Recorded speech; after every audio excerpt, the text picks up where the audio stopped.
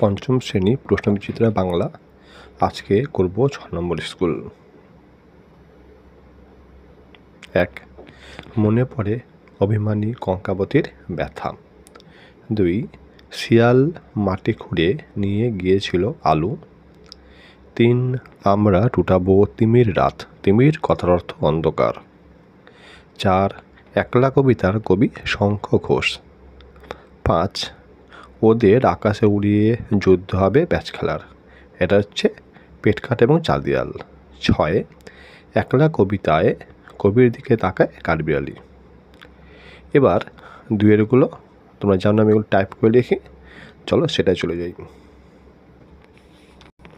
এবার দুয়েরগুলো। 1. শিয়ালকে ঠকাতে আখ চাষের সময় কুমির কি ফোন নিয়ে এটেছিল? উত্তর, কুমির শিয়ালকে বলেছিল আখ গাছের আগার দিক কুমিরের এবং গোড়ার দিক শিয়ালের। 2. কতদিনের লুকোচুরি গত ঘরের কোণে। লুকোচুরি খেলার কথা কবির কখন মনে পড়ে? উত্তর, এক বর্ষার দিনে কবির এই ছোটবেলার কথাগুলো মনে পড়ে। 3. সূর্য সেন তার ছাত্রদের কোন আদর্শে গড়তে চেয়েছিলেন?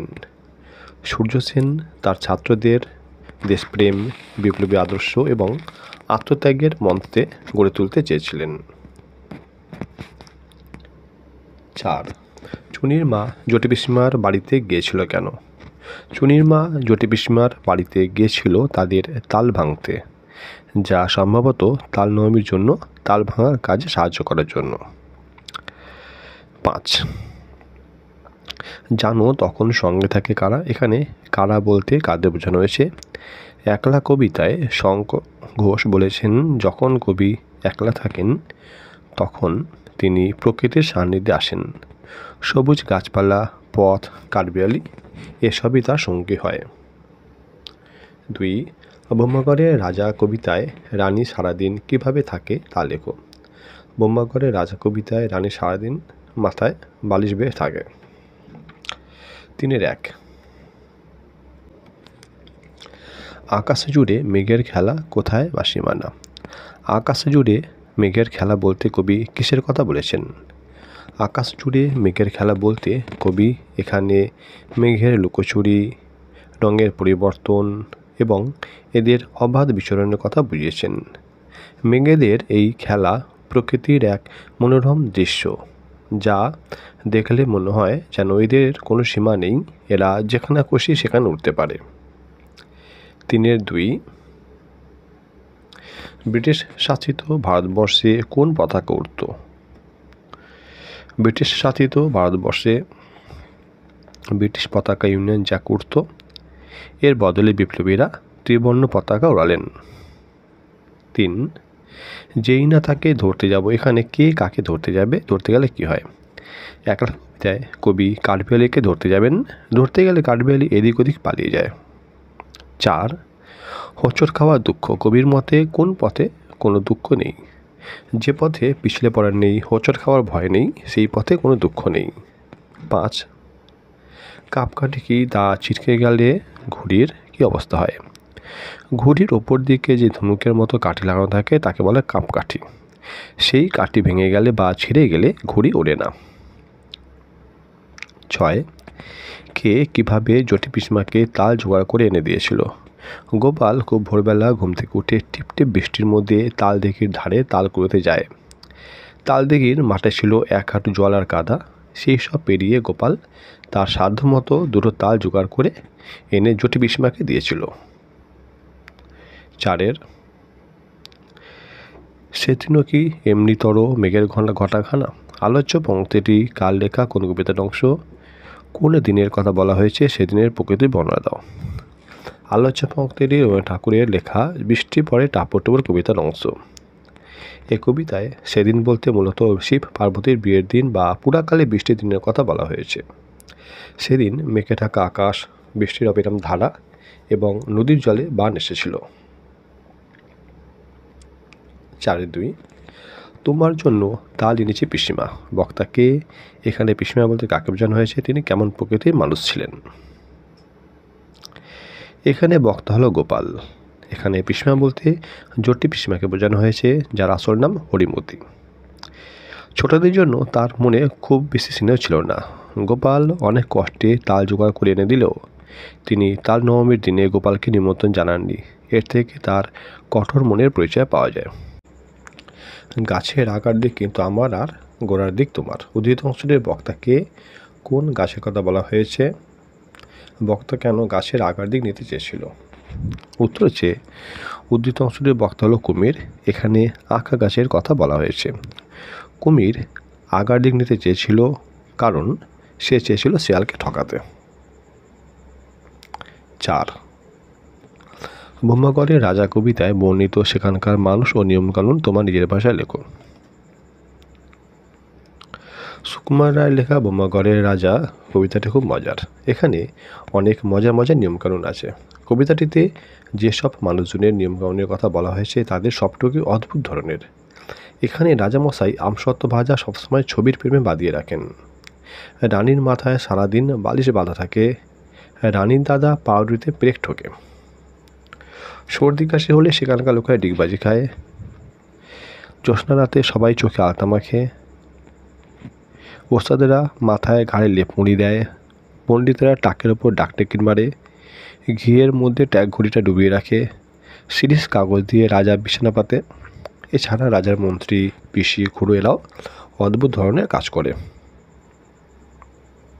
5 আমরা তো ওদের হাতের গোলাম। এখানে আমরা বলতে কাদের কথা বোঝানো হয়েছে? তারা কাদের হাতের গোলাম এবং কেন?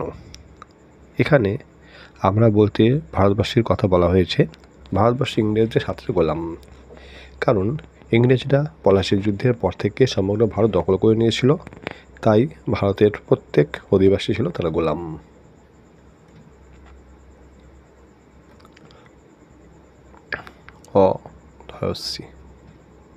অধিবাসী। ওকে।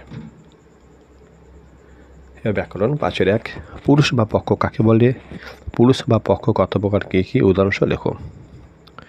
পুরুষ বলতে সেই পথে বোঝানো হয় যা বক্তা, শ্রোতা বা অনুপস্থিত কোনো ব্যক্তিকে নির্দেশ করে এবং যার উপর ভিত্তি করে সমাপিকা ক্রিয়া পরিবর্তিত হয়। পুরুষ 3 প্রকার: উত্তম পুরুষ, মধ্যম পুরুষ, প্রথম পুরুষ। উত্তম পুরুষ উদাহরণ আমি, আমরা, মধ্যম তুমি, তোমরা, আর প্রথম পুরুষ সে, তারা। এবার আসছি অথবা এর কোশ্চেন ছিল, এটা পড়ে পুরুষ পক্ষ চিহ্নিত করো। আমি এটাকে লিখেছি। তো এখানে আমি শব্দগুলো আছে না, পেট কাটা, প্রথম পুরুষ, তোর, মধ্যম পুরুষ, যেগুলো ব্ল্যাক লিখেছি সেটা হচ্ছে অ্যান্সার। তোমরা এটা খাতায় টুকে নেবে, এটা আমি বলছি না। এবার আসি পরেরটা। বিপরীত শব্দ: নিঃশব্দ, সশব্দ, ঈষৎ, অধিক, ধ্বংস, সৃষ্টি, স্থির, অস্থির, বিক্রেতা, ক্রেতা, ক্রেতা, ভোতা, সুচালু। তোমার জন্মদিনে আমন্ত্রণ জানিয়ে বন্ধুকে একটা চিঠি লেখো। প্রথমে নিজের ঠিকানা বসাবে, পরীক্ষায় যে লিখছো পরীক্ষার ডেটটা বসাবে। প্রিয় বন্ধু নরেন, আশা করি ভালো আছো। তুমি জেনে খুশি হবে যে পরের মঙ্গলবার আমার জন্মদিন। এবছর আমার বাবা মা খুব বড় করে জন্মদিন অনুষ্ঠান করবেন বলেছেন। আমার সমস্ত বন্ধুদের নিমন্ত্রণ করেছি। তুমি অবশ্যই আমার জন্মদিন এসো। তোমার ছোটো ভাইকেও কিন্তু আনবে। স্কুলের অনেক বন্ধু এখানে দেখতে পাবে। পাশের বাড়ির আমার শরীরটা খারাপ হয়ে গেছে, একটু সর্দি কাশি, ওই জন্য একটু অসুবিধা হচ্ছে। বাড়ির পাশের একটি ক্লাবে সমস্ত অনুষ্ঠান চলবে।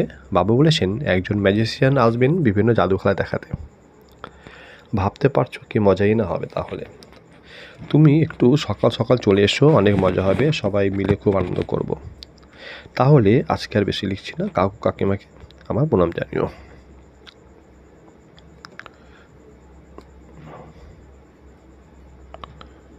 এবার এটা লিখবে, এইখানে বন্ধুর নাম, যত্ন নিয়ে বন্ধুর বাবার নাম, ঠিকানাটা দিয়ে দেবে। ওকে। পরের প্রশ্ন চিঠি আছে, পরীক্ষা কেমন হচ্ছে তা জানিয়ে বাবাকে লিখতে হবে। প্রথমে নিজের ঠিকানা, তারিখ।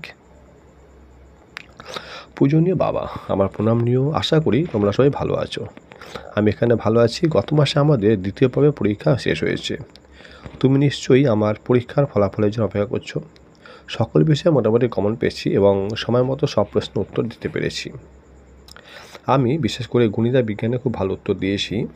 তবে ইতিহাস এবং ভূগোল নিয়ে আমি কিছুটা চিন্তিত ছিলাম, কিন্তু পরীক্ষা দিয়ে মনে হচ্ছে এই বিষয়গুলো খারাপ হয়নি।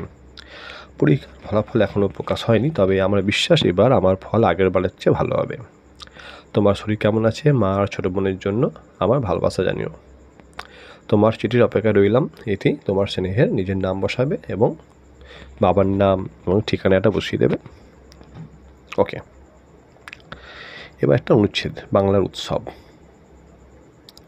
একটা কথা প্রায় শোনা যায়, বাংলার 12 মাসে 13 পার্বণ। যদিও তা 13 পার্বণ উৎসব মোটেও নয়।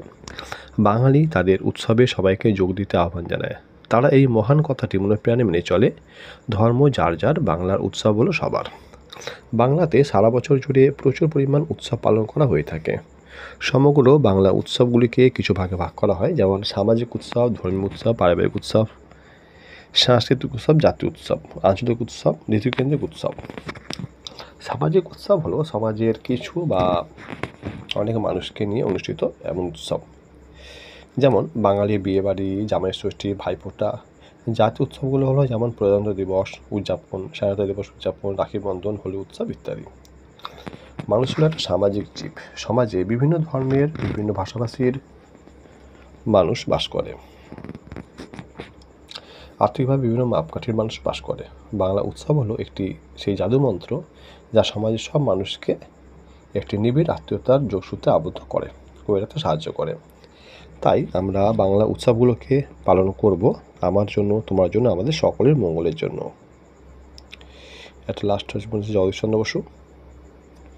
জগদীশচন্দ্র বসু 1858 খ্রিস্টাব্দে 30 নভেম্বর বর্তমান বাংলাদেশের ময়মনসিংহ গ্রামে জন্মগ্রহণ করেন। তার বাবা ছিলেন ডেপুটি ম্যাজিস্ট্রেট ভগবানচন্দ্র বসু এবং মা বামাসুন্দরী দেবী। তিনি কেমব্রিজ বিশ্ববিদ্যালয় থেকে ডিএসসি ডিগ্রি লাভ করেন। দেশে ফিরে তিনি কলেজে অধ্যাপক হিসেবে যোগ দেন। ক্ষুদ্র বেতার তরঙ্গ নিয়ে কাজ করে তিনি সাফল্য লাভ করেন। বৈজ্ঞানিক পরীক্ষা দ্বারা জগদীশচন্দ্র প্রকাশ করেন যে গাছের প্রাণ আছে, তারা উদ্দীপনায় সাড়া দেয়। বিজ্ঞান ক্ষেত্রে অবদানের জন্য জগদীশচন্দ্র বসু 1916 খ্রিস্টাব্দে নাইটহুড উপাধি লাভ করেন। 1920 খ্রিস্টাব্দে রয়্যাল সোসাইটির ফেলো নির্বাচিত হন। বৈজ্ঞানিক গবেষণার জন্য তিনি বসু বিজ্ঞান মন্দির প্রতিষ্ঠা করেন। তার লেখা অব্যক্ত গ্রন্থটি বাংলা সাহিত্যের সম্পদ। তিনি ভারতকে বিজ্ঞান জগতের মর্যাদা আসন দান করেন। 1937 খ্রিস্টাব্দে এই মহান বিজ্ঞানীর জীবনাবসান হয়। তোমার দেখা একটি মেলা। আমাদের জীবনে মেলা এক আনন্দময় অভিজ্ঞতা। আমাদের এলাকার কাছে একটি মেলা বসেছিল, যা দেখার সুযোগ আমার হয়েছিল। মেলার মাঠটি ছিল স্থানীয় একটি ফাঁকা জায়গায়। নানা রঙের ব্যানার আর তোরণ দিয়ে সাজানো হয়েছিল পুরো এলাকা। মেলার প্রবেশপথেই ছিল নানা ধরনের খেলনার দোকান, মাটির পুতুল, কাঠের ঘোড়া, প্লাস্টিকের খেলনা, বেলুন। কি ছিল না সেখানে! বাচ্চারা ভিড় জমেছিল এসব দোকানে। মেলায় খাবারের দোকানগুলো ছিল আকর্ষণীয়। ফুচকা, চটপটি, জিলাপি, পাঁপড় ভাজা, গরম গরম আলুর চপ থেকে শুরু করে মিষ্টির দোকান পর্যন্ত ছিল সারি সারি। বিভিন্ন ধরনের পিঠার দোকানও ছিল, যেখানে মান্ডির চুলার গরম পিঠার সুবাস চারদিকে ছড়িয়ে পড়েছিল। সবচেয়ে মজাদার ছিল নাগরদোলার চরকি। একটু সাহস করে আমি নাগরদোলায় চললাম। যখন নাগরদোলা আকাশ উঠে যাচ্ছিল, তখন নিচে সব কিছু ছোট লাগছিল। সে অনুভূতি ছিল অসাধারণ। এছাড়া ছিল জাদু প্রদর্শনী, পুতুল নাচ আর ছোটদের জন্য সার্কাসের আয়োজন। মেলার এক কোণে ছিল হস্তশিল্পের দোকান। সেখানে বাঁশ আর বেতে তৈরি নানা ধরনের জিনিস, মাটির তৈরি তৈজসপত্র আর তাঁতের শাড়ি বিক্রি হচ্ছিল। সূর্য ডুবতে শুরু করলে মেলায় লাইট জ্বলে উঠল। সেই আলোয় মেলার রূপ আরও ঝলমলে হয়ে উঠল। মেলা থেকে আমি কিছু মাটির পুতুল আর মজার কিছু খাবার কিনে বাড়ি ফিরেছিলাম। এটা হয়ে গেল আমাদের আজকে। পরের ভিডিও আমি 7 নম্বর স্কুলটা করে দেবো।